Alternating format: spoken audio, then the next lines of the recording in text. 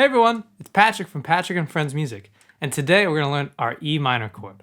We're also going to learn how to play some strumming patterns with it, and then also learn how to read a chord chart. If you really enjoy this lesson video and you want more content from Patrick and Friends Music Company, check out the Patrick and Friends Music Company Patreon page. There's exclusive content that you cannot find on YouTube and opportunities you can take advantage of. There'll be a link in the description below. All right, let's get right to it. Let's zoom in and start learning our E minor chord. Okay, now that we're zoomed in, I want to mention we're going to be learning two separate fingerings for this chord. But the notes and the frets and the strings are all going to be the same, just which fingers we use are going to be different. So for our first fingering, we're going to use our index finger, and it's going to be on our second fret of our A string, and then we're going to use our middle finger, and it's going to be on the second fret of our D string. We're also going to play all six strings, so what that means is that our low E string, our G string, our B string, and our high E string are all going to be open. So meaning we're not having any fingers on those strings. So what I want you to try to do is once you get that down, is play the strings together. Great, so what you can do to check to make sure each note sounds good is play each string by itself. So this makes sure that you can hear every single note and make sure that your chord sounds really, really great. The one thing you'll encounter is a muted G string. And what I mean by that is you might get this sound. Right? And you know, that sound is not what we're going for. We want a really, really nice full sounding chord. In the beginning, you know, you may get that sound, but I'm gonna show you what you can do to kind of help yourself out. So in order to stop from getting that muted G string, is we really need to curve our fingers and use our fingertips. And this is a technique and tip for basically every chord you come across, not just this E minor chord. I will say this is way easier said than done. Curving your fingers and using your fingertips can be really challenging. But these are two things that kind of help you out. So what I notice with a lot of people is they try to do the Jimi Hendrix, right? And try to put their thumb a little too high on the fretboard when they play. It can be a useful technique, but what it actually does is it kind of hurts us when we're trying to curve our fingers. What I mean is it's really hard to curve your fingers when you have your thumb all the way up there. So if your thumb's a little too high, back it up, down a little bit to the back of the neck. That'll create space between our palm and the bottom of our neck. And then you can curve your fingers a little bit more. Now, just another great practice technique to help you out is set up your chord, curve your fingers, make sure they sound really great. Then what you do is you take your fingers off, try to put them back on, and see if it sounds good again. What this helps is it helps us develop our muscle memory. And what we need is our muscle memory to memorize how our fingers should be curved and where to place them. So if you continuously go like this, and you get it every single time consistently, your muscle memory will get really great and you'll be able to play your E minor chord really easily. Okay, so now we're gonna try to learn how to read our chord chart. Our chord chart can be really, really useful because it is a visual representation of our fretboard and it shows us what fingers to use and where to put them. A little better than tabs because tabs, you don't really know what fingers to use and it's kind of hard to visualize it.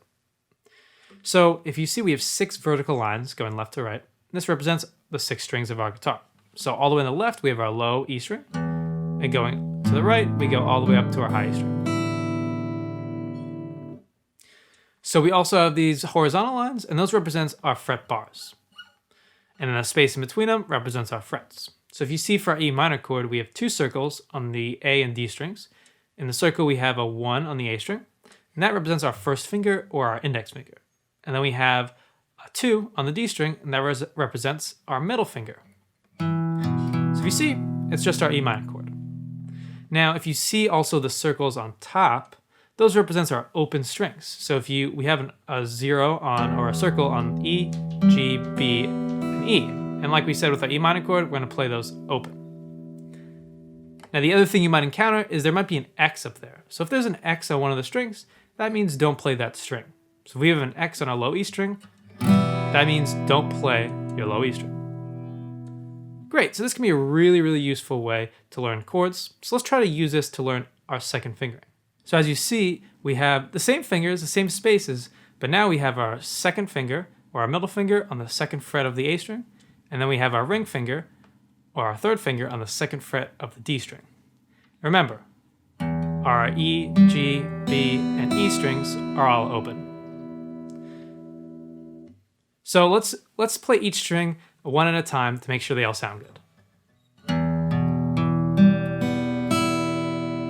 Remember, if you get that muted G string, curve your fingers and get it all to sound good. So once you get that down, play your chord together. Great! Now that we got those two fingerings down, let's zoom out and start learning some strumming patterns.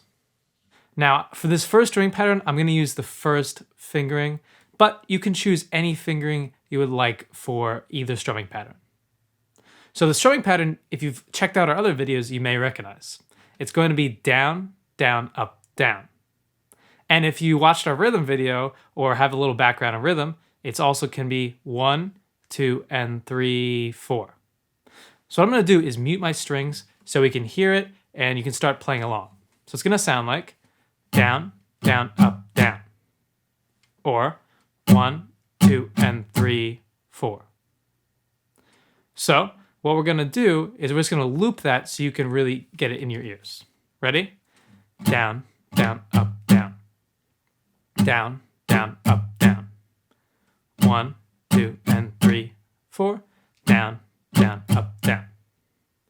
Right, now let's add our E minor chord and let's play through it a couple times to kind of get our ears used to it. Set up your E minor chord, remember, index finger, second fret of the A string, middle finger, second fret of the D string. Ready? Down, down, up, down. Down, down, up, down. 1, 2, and 3, 4. Down, down, up, down. So now what I'm going to do now is give us a 4-beat count off. We're just going to loop it over and over again so you can get used to playing it and hearing it. Ready? 1, 2, 3, 4.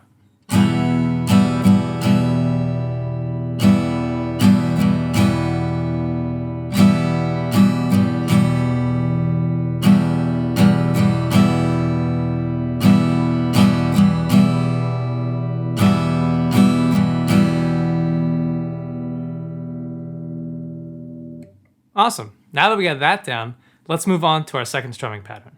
So for this, remember, I'm going to use our second fingering for this one, but you can choose whichever one you're more comfortable with. So I'm going to use my middle finger on the second fret of the A string and my ring finger on the second fret of the D string. So our second strumming pattern is going to be down, down, up, down, down, up. Or 1, 2, and 3, 4, and. So what I'm going to do is mute my strings and loop it so we can get used to hearing it. Down, down, up, down, down, up, down, down, up, down, down, up.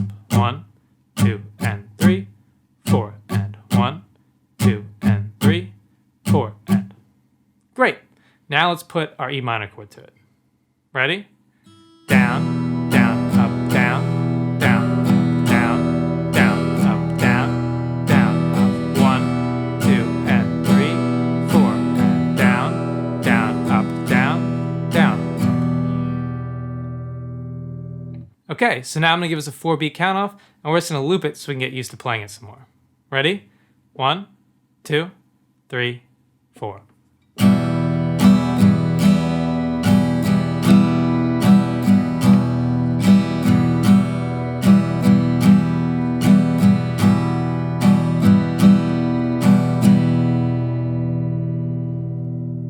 Awesome. I really hope you enjoyed learning our E minor chord. Remember, the steps to get it down is to get down the chord individually, so hit each string, then play the chord together, then start adding your strumming pattern. So you can use these strumming patterns I gave you, but also have fun with the guitar. Start creating your own strumming patterns, or just start messing around with the chord, see what you can come up with. If you really enjoyed this video, check out our other chord progression videos, strumming pattern videos, and our other chord videos. Remember to like, comment, and subscribe below. I hope to see you in the next video, but in the meantime, happy practicing.